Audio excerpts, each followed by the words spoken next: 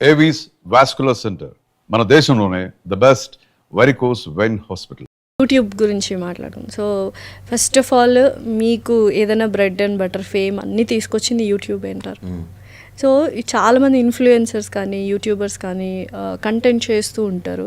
So ఎక్కడో misleading అయిపోతుందన్న feel ఏమైనా ఉందా ఇప్పుడు ప్రజెంట్ జనరేషన్లో యూట్యూబర్స్ కానీ ఇన్ఫ్లుయెన్సర్స్ కానీ? లాస్య గారు, మీరు యూట్యూబ్లో ఎన్ని వెబ్ సిరీస్లు చూస్తారు? చూసే ఉంటాం. ఎన్ని చూసుంటారు?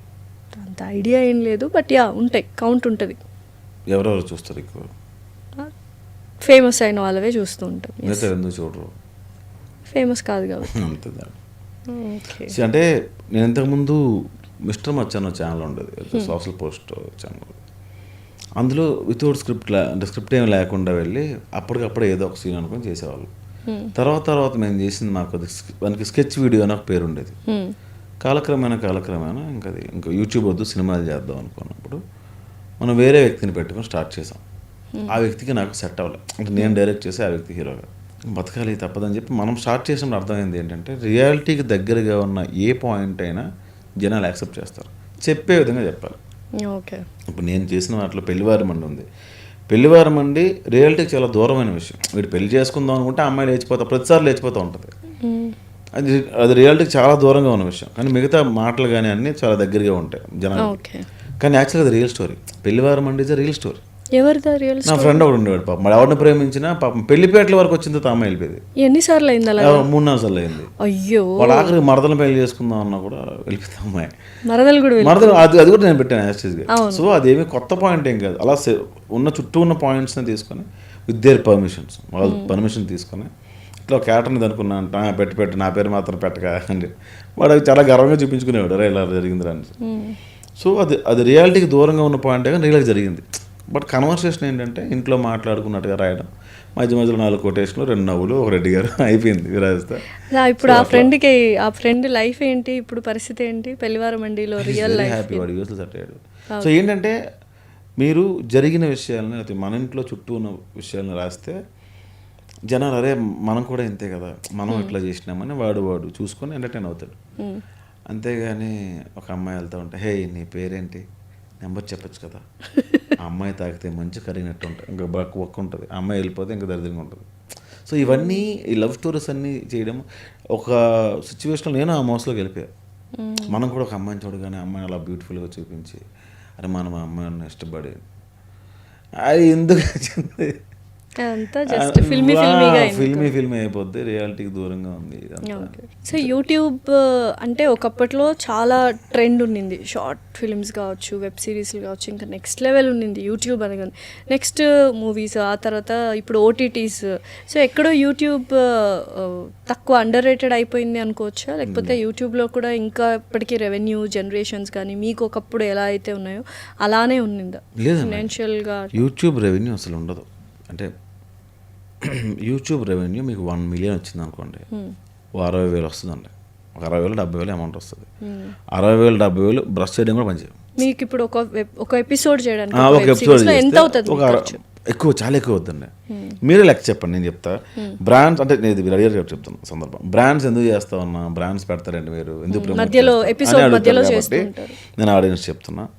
ఒక 1 మిలియన్కి 60,000-70,000 వస్తుంది. మీకు తెలిసిన ఫ్రెండ్స్ ఎవరైనా కనుక్కోండి 1 మిలియన్ వ్యూవర్షిప్ వస్తే ఎంత వచ్చిందిరా అని. 60,000-70,000 అండి. కెమెరా 8,000 అండి, లైట్లు 2,000 అండి, రెంట్ ఆడ 10,000 అండి, కెమెరామెన్కి 5,000 అండి, కెమెరా అసిస్టెంట్ 1,000 రూపాయలు అండి, ఆడ 16,000 అయిందండి. లొకేషన్లు అండి, ఈ లొకేషన్ ఉండకూడదు, ఆ లొకేషన్ బాగాలేదు, ఈ లొకేషన్ బాగాలేదు, ఎన్ని క్వశ్చన్స్ పెడతారు కింద.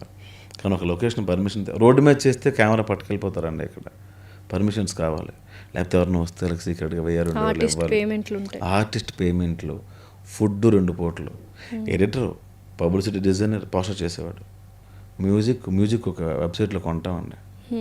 మరి ఇవన్నీ అక్కడే పోతా ఉంటాయి, మేమేం తింటామండి. 60,000 లొకేషన్ ఎంత అండి? ఒక లొకేషన్ 10,000, ఒక location 5,000.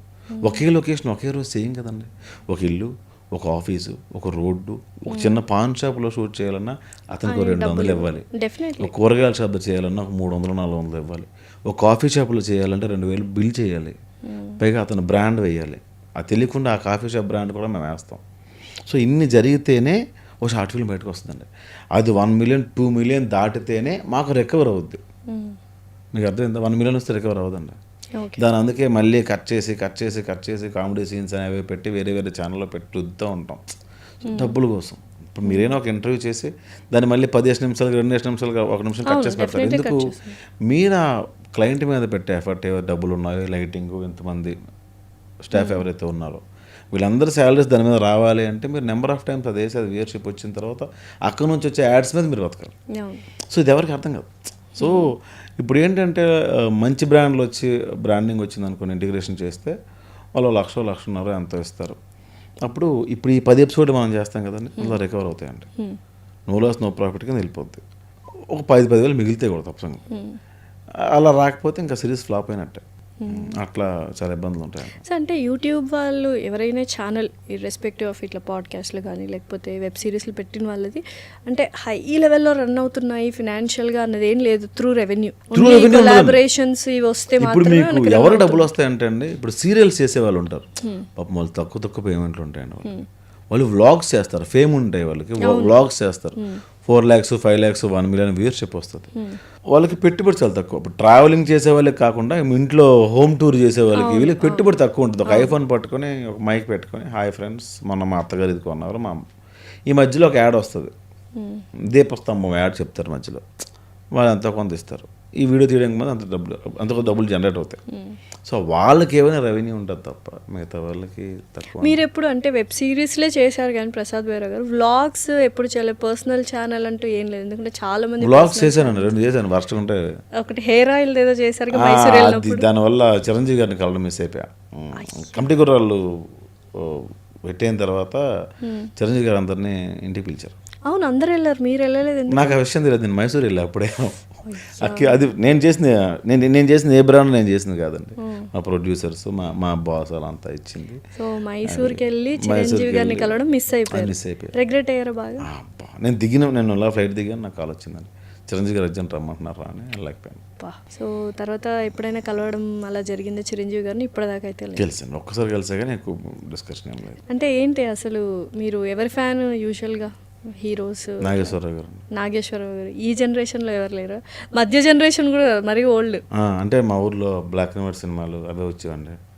Teja news, ETV cinema అని 2 ఛానల్ ఉంటాయి, అవే వచ్చేవి. ఏ ఊరండి మీది? మాది కొత్తూరు దగ్గర గురండి అని ఒక చిన్న పల్లెటూరు. ఓకే. సో యూజువల్గా బెహ్రా అనగానే అందరూ ఒరిస్సా అనుకుంటుంటారు కదా, ఏంటి ఒరిస్సా ఒరిజినేటెడా మీరు లేకపోతే? తెలుగునండి నేను, తెలుగు. ఓకే, పక్క శ్రీకాకుళం దగ్గర ఒక చిన్న ప్లేస్, కొత్తూరు, శ్రీకాకుళం జిల్లా. ఓకే. మరి అంటే చాలా రిమోట్ విలేజ్ అని చెప్పొచ్చు. బాగా చిన్న ఊరు, 300 ఇల్లు ఉంటాయి అంతే, 250 300 ఉంటాయి. ఇప్పుడు ఊర్లో ఎవరు లేరండి, అందరూ హైదరాబాద్లోనే ఉంటున్నారు ఊరంతా. తాపి పనులని వలసలు వెళ్ళిపోయి అలా ఉంటాయి, కానీ ఇక్కడ ముసలి వాళ్ళు ఉంటారు ఊర్లో. ఓకే. ఎప్పుడైనా మిస్ అవుతుంటారా ఊరిని? అయ్యో, మా ఊరంటే చాలా ఇష్టం. వెళ్తూ ఉంటారా? వెళ్ళిపోతాం. ఏంటి ఓన్లీ సంక్రాంతికే వెళ్తారని కంప్లైంట్ చేస్తుంటారంట ఊర్లో వాళ్ళు? అప్పుడప్పుడు లేట్గా వెళ్తానని. ఓకే.